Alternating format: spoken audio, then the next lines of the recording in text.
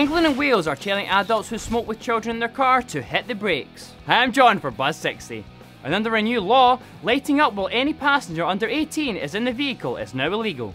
Police will be able to fine smokers £50 for violating the Smoke-Free Private Vehicles Regulations 2015, which go into effect 8 years after smoking was banned in public places in England. Because we've only known cigarettes can cause cancer for like 6 decades. For now, it seems like police will extend a grace period for people caught violating the second-hand smoke law. The National Police Chiefs Council suggests that officers will start by handing out warnings instead of fines, which is like threatening a naughty child with a timeout and never following through, while that child continues to blow smoke in another kid's face.